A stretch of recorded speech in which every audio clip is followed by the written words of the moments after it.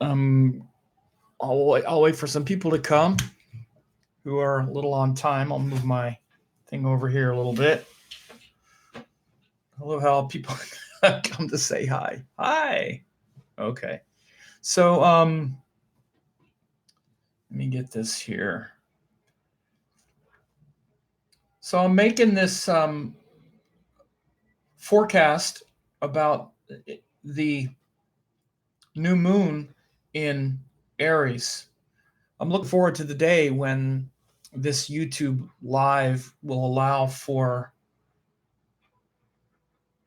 screen sharing, because I like to share the screen. Oops, go back. Because, I can show what I'm looking at. So what I'm looking at right now on my screen is the month that's coming up. And when I say the month, I don't mean April or May or whatever. I mean the new moon that happens in Aries. And that new moon that happens in Aries is what starts the new cycle. Okay, so we tend to focus on full moons, and people do these full moon forecasts, which are fine. But the full moon, as I explained when I did this last month, I did the Pisces cycle, and I explained that our life revolves around these 30-day cycles of new moon to new moon. Okay? And we tend to think that a month is a calendar month, which is a Gregorian calendar month, in the West at least. In India, they still have the timing cycles on the new moons. And this is why the ancient Indian people, they knew what they were doing, and they're still practicing astrology this way. They're still practicing it as it was practiced in the Vedanga Jyotisha, in the Rig Veda, in the Yajur Veda at least. And by the way, I'm not going to answer a bunch of questions. I might at the end. So all this, software are you using? What this, what that? I'm not going to do it. So y'all can maybe talk amongst yourself. But right now, I'm just going to do this. So just to let you know. So the Indians, they understood that our life cycles revolve around new moons and full moons. The new moon is when sun and moon come together, masculine and feminine join, boom. And again, of course, that's from our vantage point here on Earth. Everything is being viewed from our vantage point on Earth. We're looking up and seeing it. From where we are, the sun and moon come together, and that actually is what starts the month. Month comes from moon, basically. And that month starts. This is why there are 12 months in a year, because there are 12 lunation cycles in a year. That's the original 12 in astrology. It's not 12 zodiac signs or 12 months in the calendar. The 12 months in the calendar and the 12 zodiac signs are a way to bring the lunar cycles in relationship to the year, because one revolution of the Earth around the sun is the year, and 12 revolutions of the moon around the Earth, coordinated with the sun, which is a lunation cycle, a synodic cycle, happens each year. So you might take this timing for granted. Oh, okay, 12 30-day cycles, 1 year. Okay, whatever. Guess it's got to happen somehow. No, this is a very divine timing. You have to realize that the sun, moon, and the earth have nothing to do with each other. They're just three objects in the sky. There's no reason why they should be coordinated.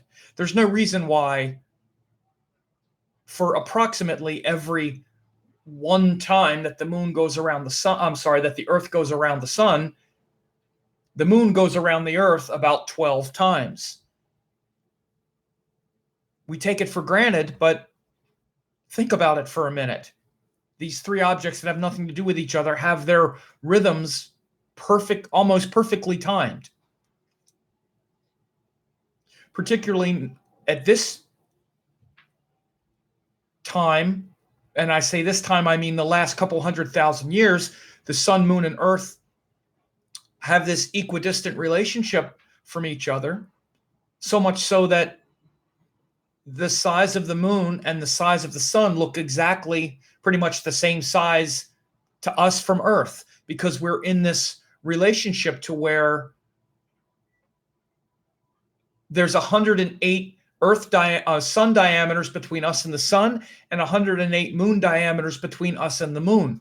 This is why these objects look about the same size to us from Earth, even though, again, they have nothing to do with each other. So before I get into the forecast, you should understand these things. This is the sacred geometry of life. Literally, life that we take for granted is now 4.5 billion years after the creation of our solar system. These three objects have worked into this sacred.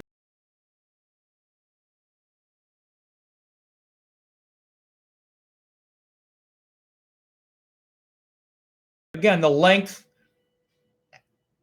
of the Earth to the moon is the same as 108 diameters of the moon. The length of the Earth to the sun is the size of 108 sun diameters. It wasn't always like that.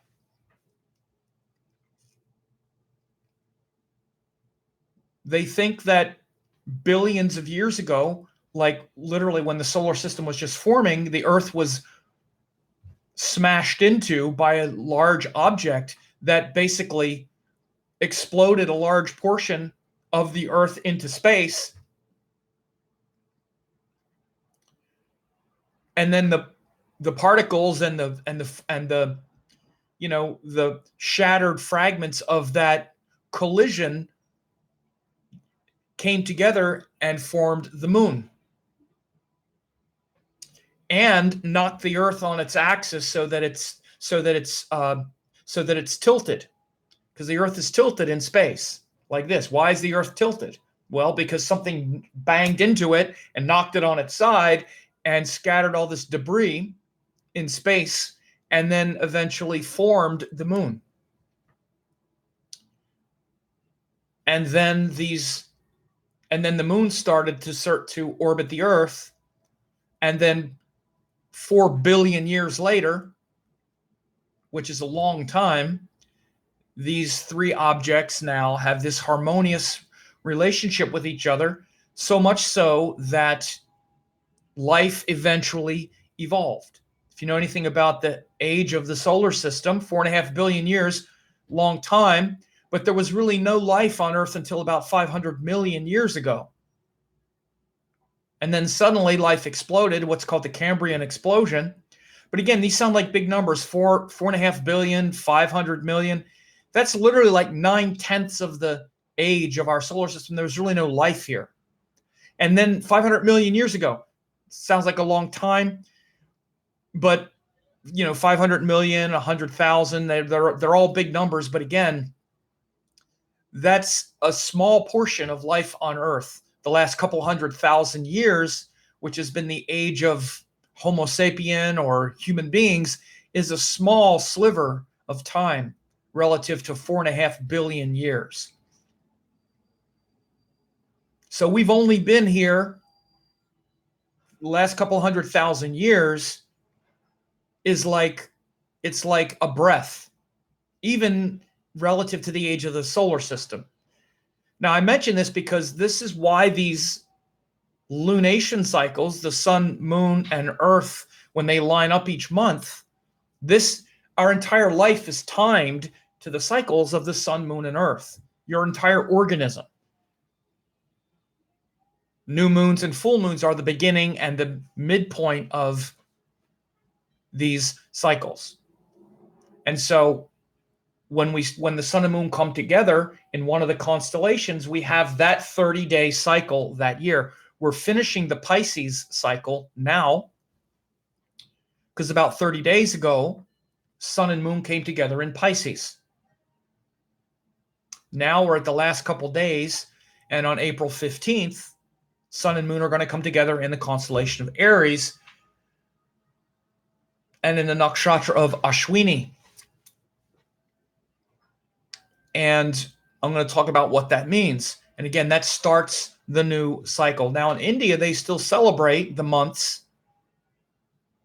based on these lunation cycles. That's when the month actually begins.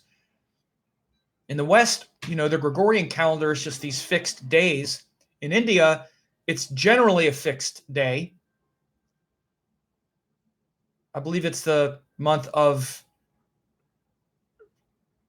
Vaishaka or Vaishka. I'm not sure how you say it in Indian, in the Indian pronunciation, because the full moon is likely to be in that nakshatra. But the new moon is when the month begins. This is why most Indian, celebrations, in fact, almost all of them are coordinated around lunar days, around lunation cycles, around which tithi, which lunar day it is. They still live in harmony with that, with that timing. So this new moon begins on April 15th, and it's in Aries. So, of course, Aries is ruled by Mars. It's the spirit of initiation, of enthusiasm. It's a cardinal sign. It's literally the first sign where there's a new birth, there's a rebirth, there's a gestation period. Or, I'm sorry, it's the end of the gestation period. The last month in Pisces has been sort of like the gestation period, like the incubation in between life state, ready to be born. Now, Sun and Moon come together April 15th. That's when we're going to be born, because the Sun is going to go into Aries in fact, it's moving into Aries tomorrow on the 14th, early tomorrow. Sun goes into Aries, and then the next day the moon joins it there. So again, maybe you're feeling this like you're right on the verge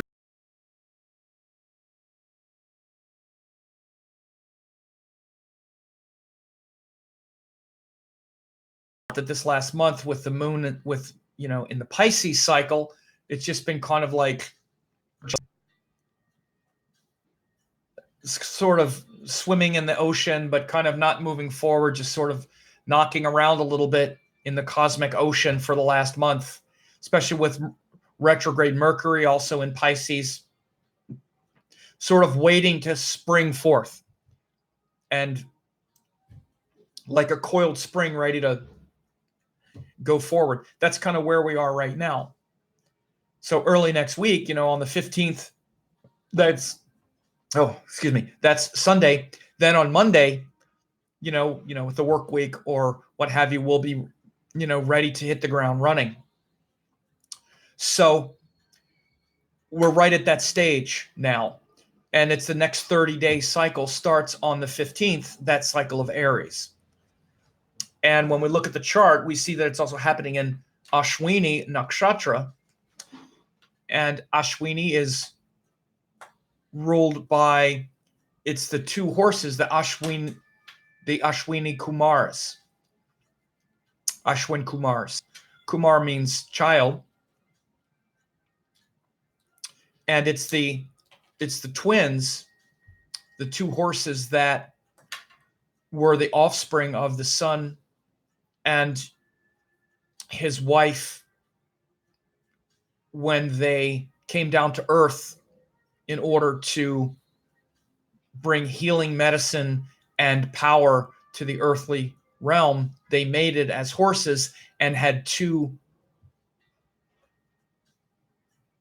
baby horses as offspring called the Ashwins. So the Ashwin Kumars, the twin horses, are the energy of this first section of Aries. And again, this is purely sidereal zodiac, just to affirm this, Again, because there's some people who say the zodiac, you might hear a forecast where it's new moon in Ashwini, and then they won't mention the Rashi because it winds up being in Taurus now because they got the zodiac all sort of messed up. But no, purely sidereal zodiac as always. You can really see it in this nakshatra because it's literally two horses ready to explode running forward. That's very much about Aries. That enthusiasm of Aries to like charge forward. But again, it's two horses. One of the things I always say about Ashwini and the beginning of Aries, again, the symbols are so connected. This is why I don't understand why anyone would say that the zodiacs aren't aligned. But you have these two horses, but they can be running in different directions or running all over the place. And this is one of the problems with Aries. Let's do this. Now let's do that. Let's start this. Now let's start that. And it's just kind of misdirected and running in 100 different directions. And so what we need to do is join those forces so that we're running straight ahead. And what they did in the ancient times is they would, they would yoke the animals together. Literally, yoga comes from the word yoke or join. You join the two horses like at the shoulder, you join them, and then they can't run in different directions. They have to go forward. And then you get two horses pulling forward in the same direction, and you advance really quickly. And this is the challenge of Aries and the opportunity for Aries, of course, and for all of us. It doesn't mean if you're an Aries person, it means the power of this cycle, of this next 30-day cycle with the new moon in Aries. You need to be careful about not having your energy being pulled in 1,000 different directions. You need to make sure that you know where you're going. And then if you know where you're going and you're focused, then you can advance very quickly. This is the greatness of Aries. The detriment of Aries is I don't know where I'm going, but I'm getting there. I'm certainly doing something. I'm going here, now I'm going here, and I'm going here. And this kind of mindless, directionless enthusiasm. It's great to have enthusiasm, but enthusiasm can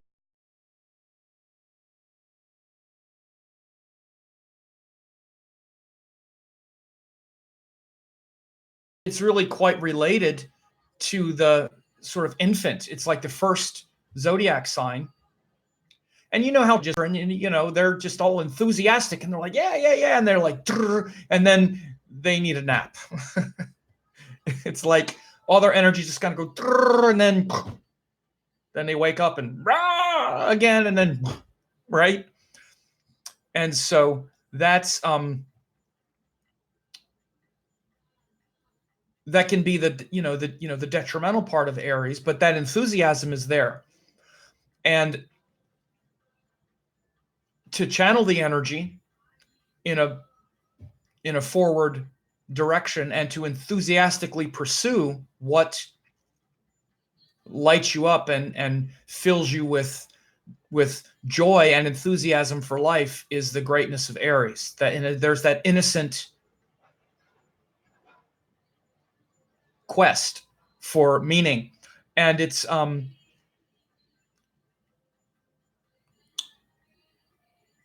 where the sun is exalted and where we're supposed to follow that inner light.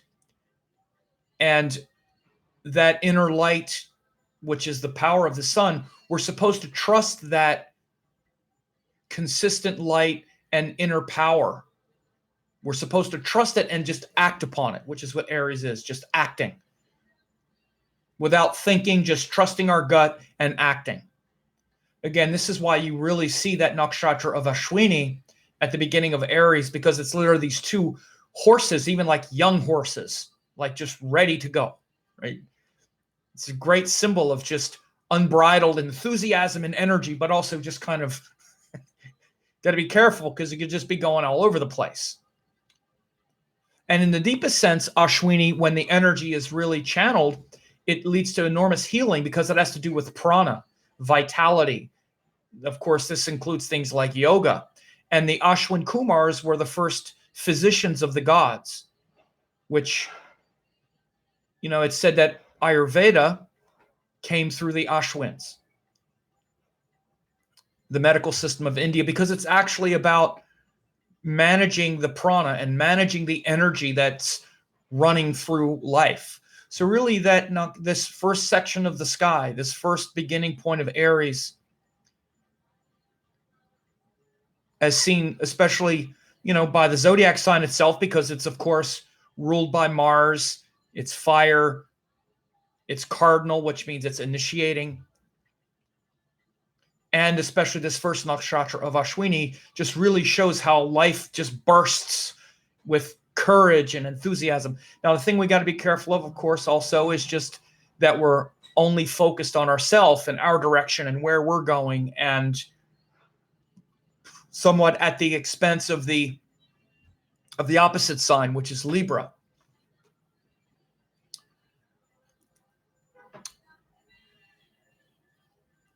And this is why when we have the full moon, like I said before, the full moons are the opposite point. It's the harmonizing, contrasting point.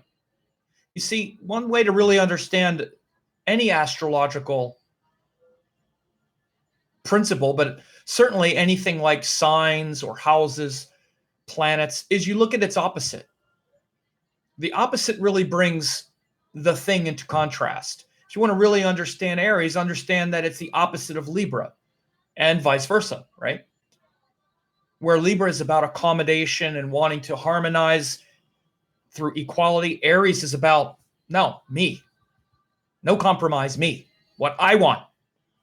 And that's important, because actually it's an important facet of life. No matter how much you want to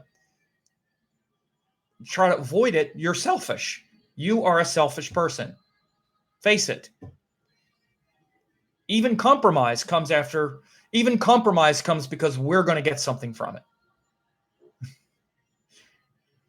And it's supposed to be that way. We're supposed to start with ourselves. You can look at the zodiac as a mandala of the life that we're living on Earth. First, we're born in a physical body and we want what we want. Look at a baby. They're completely selfish. They just want what they want, and when they don't get it, they scream and rah! Right? So on some level, that's where all of our energy starts. Even though it gets more sophisticated as we get older. And of course, as we get older, we don't want to just be a screaming infant. And when someone is, it's pretty gross. As we get more refined and intelligent and start to evolve, then these extremes get worked on. But, the suffering of Aries for an adult is when we can't connect that thing that we're so passionate and enthusiastic about with other people. Because that's a more refined quality of Aries. When we have a higher purpose and something worth making and building in the world, we want it to be connected to others. We don't want it to just be for ourselves. That's the most unfulfilling game in town, is to just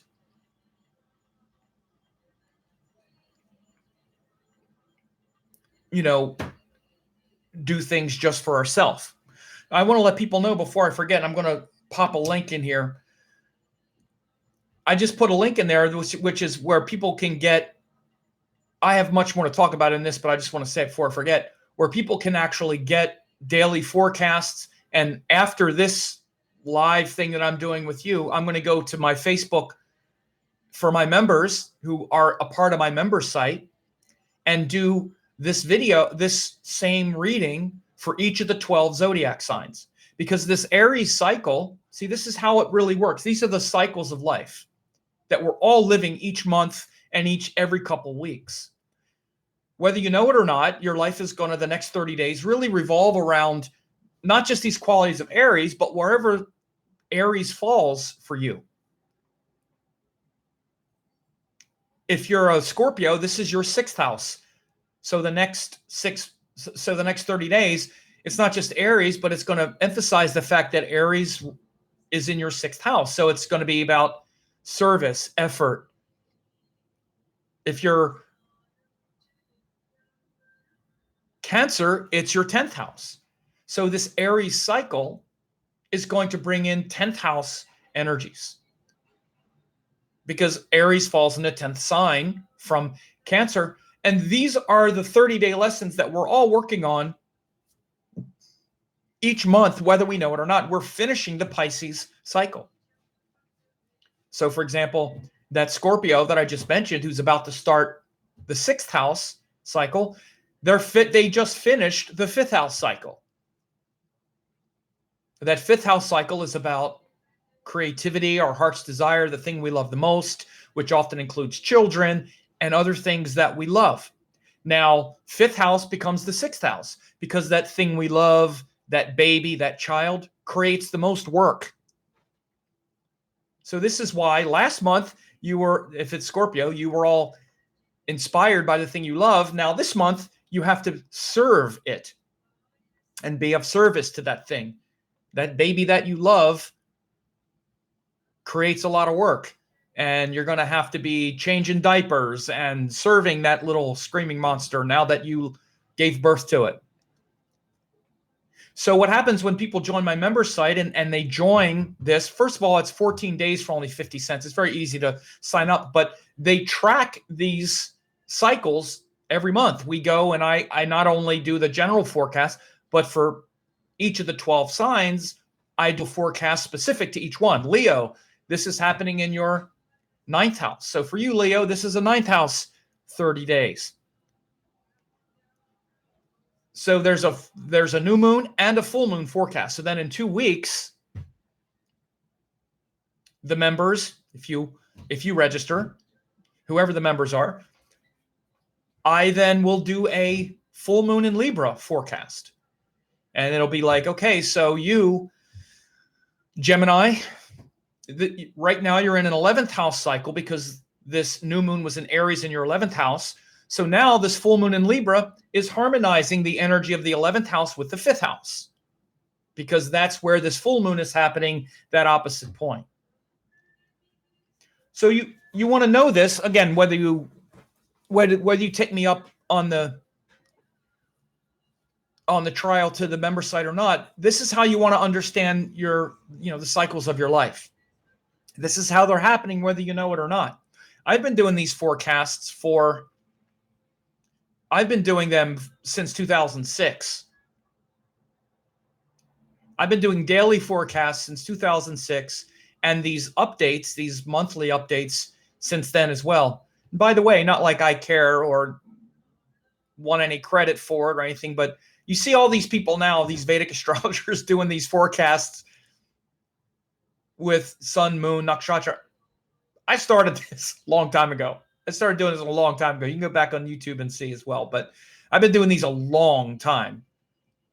And doing new moon and full moon forecasts based on the sign, the nakshatra aspects, and all this stuff. So I'm not a newbie. I've been doing this a long time. And I know these are the cycles that I look at in my life. This is what I pay attention to. I pay attention to what solar cycle, what month I'm living. I have Gemini Ascendant, so I'm finishing up this 10th house cycle because we've had this, we're finishing up the Pisces cycle, right? That's it. Because I'm Gemini, that's been in my 10th house. So there's been all this emphasis in my 10th house. It's been a few people here making the connection, to my certification course and whatnot. Yeah, I've been putting that out there, because I've been putting my career stuff out, and there's been a lot behind the scenes, mainly because Mercury's been retrograde there too. So there's been a lot behind the scenes that's been going on, but the emphasis has been on my work because Pisces is the 10th house from Gemini. If someone is a Taurus, it's been their 11th house for the last month. Someone is, Sagittarius, it's been their 4th house. So these things are very important. And it's literally the life that the cycles that you're living, whether you know it or not. And I see some people asking some questions. And One person, I just have to say, Catherine Lummis, don't tell me you have a Shatabishak Nakshatra, right? That's why there's like 3 questions about Shatabishak and Ashwini. I get it. Got it. So,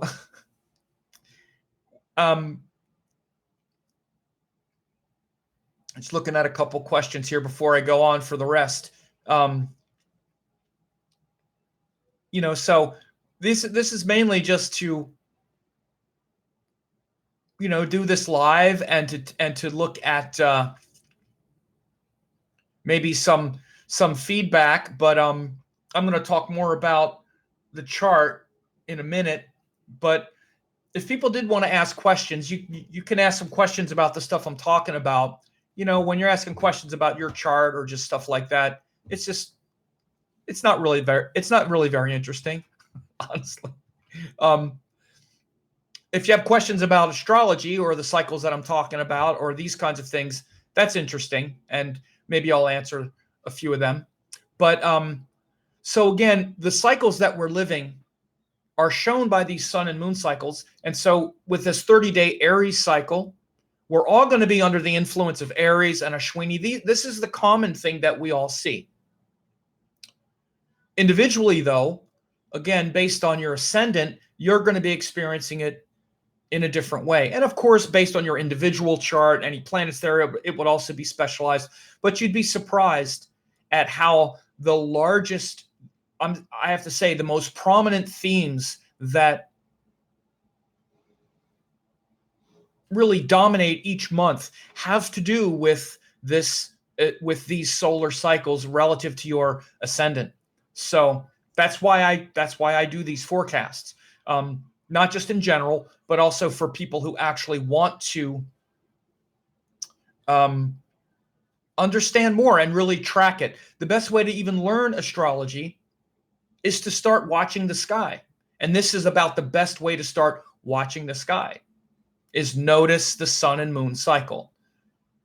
And I'll just say this, it's really just so true because, when we don't really understand astrology, we just sort of get into the weeds with our own chart.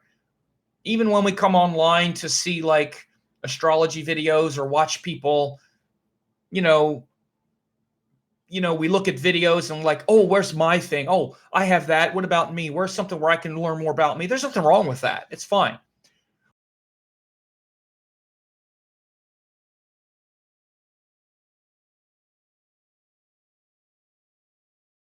Comprehend it and learn it in a high sense. Of course, you have to study it. You have to study the concepts. Stop looking at your chart all the time. That's the first thing that people need to stop doing. Stop looking at your chart all the time. You're not going to learn about astrology. You're just spinning everything around, about yourself. But in reference to that, the next thing to really do is pay attention to where the planets are. And the first and most impactful way to do that is to start noticing these lunar cycles, these lunation cycles, as they're called. One lunation is the new moon, the next lunation is the full moon. Okay. So the next things that we look at when we look at this month is we see the exact moment that the planets come together, and they're coming together, as I said, at about 1 degree, about 2 degrees of Aries. That means the sun is in Aries where it's exalted. It's the sign of Aries, and it's in the nakshatra of Ashwini, which I already talked about. And then you want to look at the other conditioning factors, the other planets, important planets that are joined, and the rulerships. And in this case, of course, it's ruled by Mars. Aries is. So you look at the ruler. Mars is still in Sagittarius, and it's with Saturn. So Mars in Sagittarius is there's a lot of enthusiasm right now. So it should be a month full of this kind of enthusiasm, especially toward what we think is right and pursuing the righteous cause, the righteous course. A sense of justice, a sense of higher meaning and purpose will be important because the ruler of Aries is Mars, and it's in Sagittarius. It's also joined Saturn. The other thing that happens, actually, let me look at this. I think Yeah. So on this day, Mercury has just turned direct. So Mercury is no longer retrograde on that day. Mercury on that day has begun to move forward. And so that's good. We're ready to move forward. Speak for myself. Ready for things start moving forward again. And so we'll see that forward motion, at least intellectually. You won't feel as kind of stuck in the weeds with your ideas as much. You know, early next week, there's going to be a big shift, right? And again, this is how we can tell. You look, and we've just had the last couple weeks since we had the full moon in Virgo. The moon has been waning and waning, finishing the Pisces cycle. This is how it works. Finishing the Pisces cycle, getting closer. In the last few days, we're kind of in this feeling like this Pisces cycle is finishing, ready for the next big thing to happen, but it hasn't happened yet. And we're just kind of like, and then a big shift happens. And again, this is what astrologers look at. This is what I look at when I see, okay, by Tuesday or Wednesday next week, a lot of things are going to shift. A lot of things will change, right? Because we're going to have the new moon. It's going to be in Aries. Mercury is going to be direct. That's like 2 or 3 big things that have been influencing so much of the last week or so, last couple weeks, right? So you can expect to feel much more certain about what's going on. And sometimes circumstances make us certain. Something changes, and then we have to get clear and certain and start acting. So by this time next week, you watch and see. Even by like Tuesday or Wednesday of next week, you'll be like, okay, boy, that fog has lifted, and I'm acting and moving forward again now with more confidence. We're still going to have Mercury debilitated in Pisces, but at least, again, this exalted sun, this Aries cycle, the waxing moon is big. And there's also Jupiter and Venus are going to be in a close aspect when this new moon starts. And Jupiter's retrograde back toward the Venus in Libra, Jupiter in Libra and Venus in Aries, rather. So this really shows a good time to come together around relationships.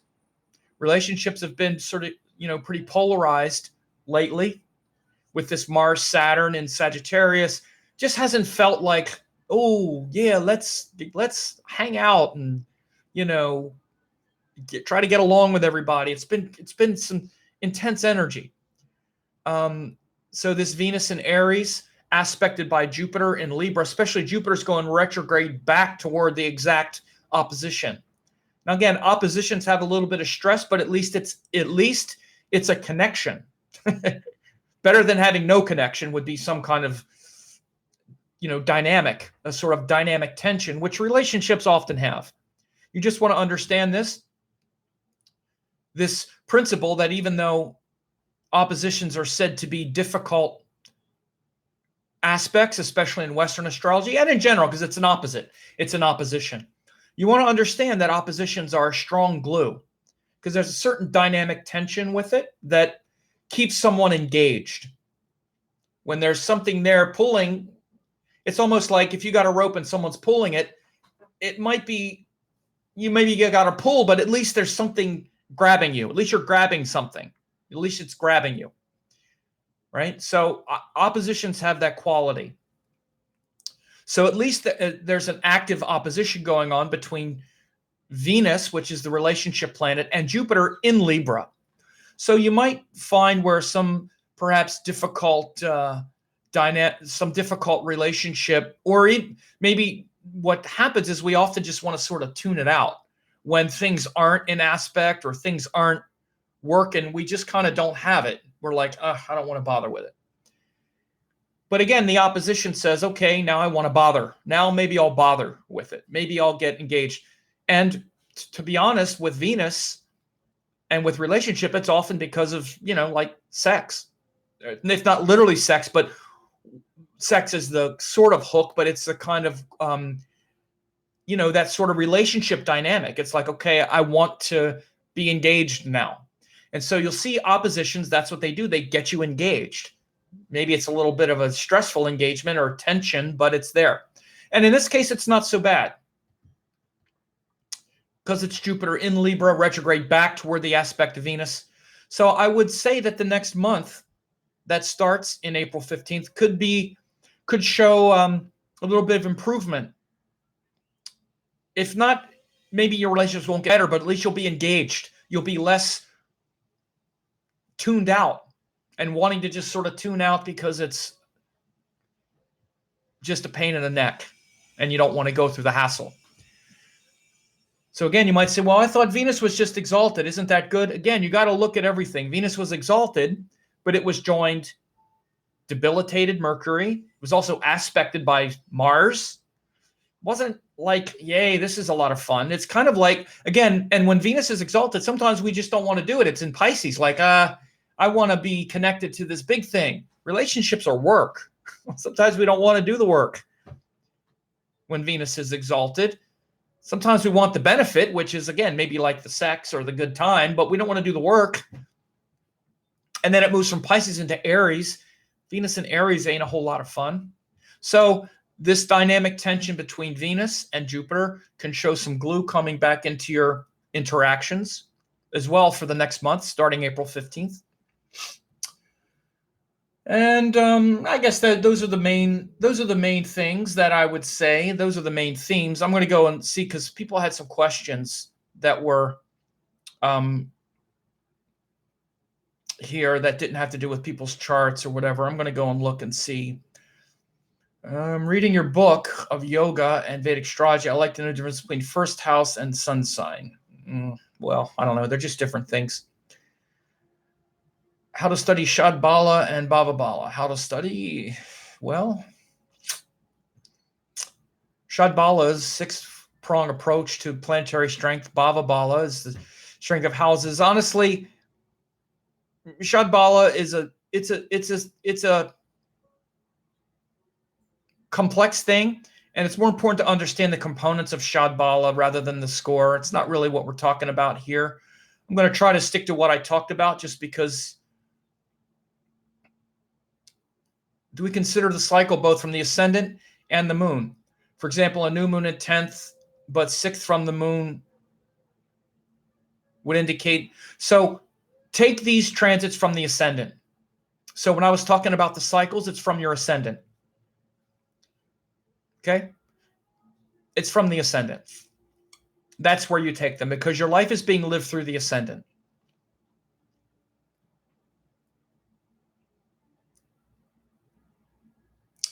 Right? That's what you need to do. Let me see. Okay. More important to look at transits from your moon or ascendant. It's ascendant. Look at them from the ascendant. That's the life you're living. You're living your life through the ascendant. The moon is your mind and consciousness. Felt very sluggish.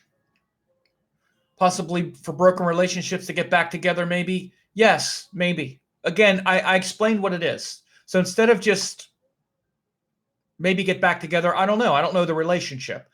What I explained, though, is how you should understand it. It brings the desire to get to at least have the connection, right? Broken relationship sounds like you're not talking. That ain't, you can guarantee that ain't going to get you back together. Again, what happens when planets move into an association with each other is at least the energy starts to get fired up again. So this person, of course, they have their name in some Japanese code or something that I can't interpret, or maybe it's Chinese. I would say to that person, I don't know what your name is, so come back and let me know if you don't start to feel more glue.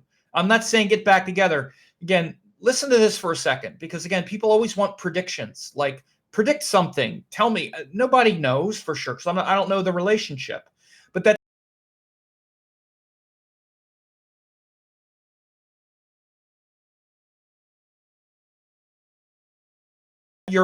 it gets you hooked again. It gets you involved. Before you weren't involved. It's broken. There's no connection. And I explained why, because maybe we just don't want to deal with it or whatever. And as I said, Venus and Jupiter move into a relationship. At least it's there. Even if it's like a tug of war, at least in that case, there's a connection. Before there wasn't even that. Right? So understand it like that. Instead of, does that mean we'll get back together? Does that mean you'll get back together? Nobody knows that because I don't know the relationship. But it's exactly what I said. It's that there's a connection now, right? So a circuit gets sort of connected. So you should look at astrology that way anyway. People make a big mistake when they think they'll get a reading and the astrologer will predict a bunch of stuff. It's not even that important. Even if an astrologer gets a prediction right, makes the astrologer look good, but it doesn't necessarily help the person. If I just predict all this stuff about you and get it all right, that's great. It might not help you at all, though, just because it makes me look good, maybe. But it's more important that you understand what's going on and understand why your mind works the way it is and why you're learning what you're learning than it is that I can get the prediction right. That's why I stopped paying a lot of attention to that sort of thing personally. After doing readings for about 5 or 6 years. I mean, I started doing readings full time in 2004.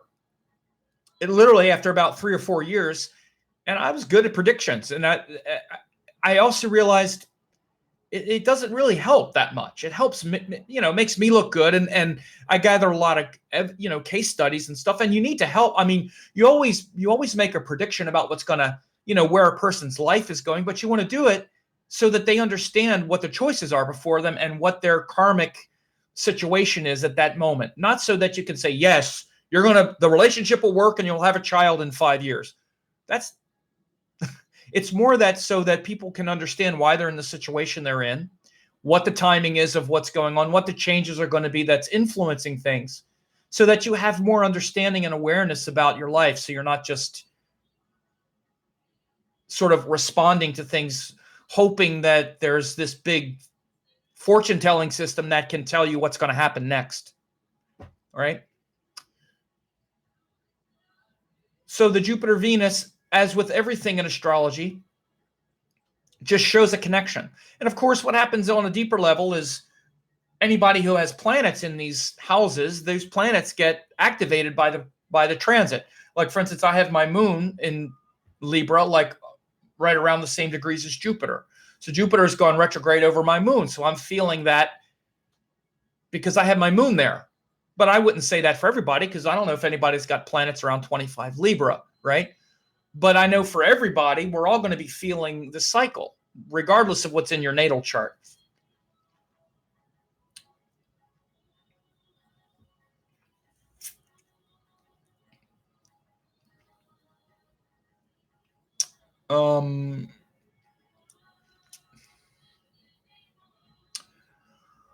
Angela said, what dasha are you in, Sam? I just went into Venus dasha the middle of 2016. So here's a cool story. I was in Ketu for 7 years. Then I went into Venus the middle of 2016. And guess what happened? I moved. I lived in San Francisco for 20 years. I go into Venus dasha and I moved about a mile from the ocean onto Diamond Street. Diamond Street. I wasn't planning on it. I wasn't planning on it. I didn't say I have to live on Diamond Street. I was looking for a condo.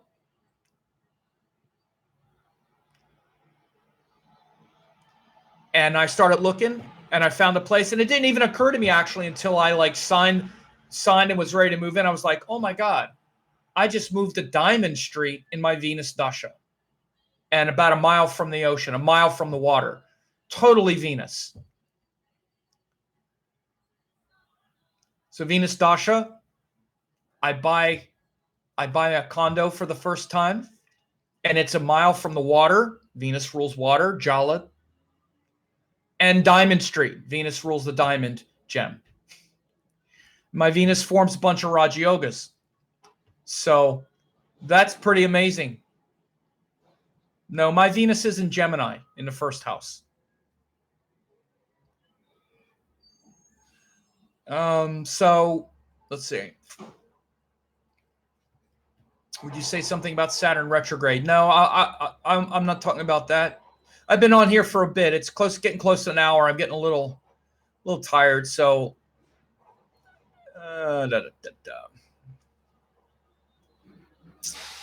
Thanks. I was asking for a couple I know that live separately. Do retrograde planets, the effects of retrograde planets.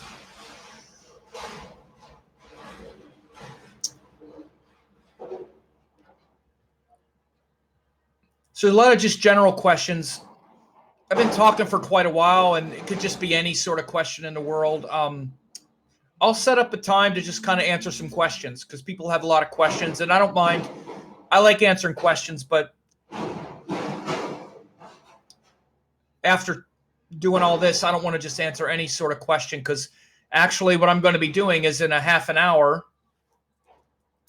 I'm going to be doing my member forecast for those who are members.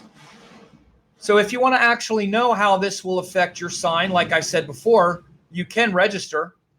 And in half an hour, you can see me in the private Facebook group where I'm doing the member forecast for them. And I'll be talking about this Aries forecast for all 12 of the zodiac signs. And you see, if you click that link, you'll also see that you get 8 hours of classes and all kinds of other stuff when you join. So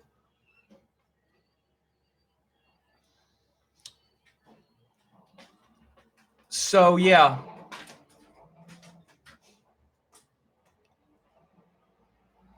Catherine said, maybe in another video you might speak about the effects of lunar cycle on the compatible nakshatra. Don't think so. There are 27 nakshatras, and that wouldn't be a video. That's an entire course. And so this is the way I do it. This is good. So anyway, I hope y'all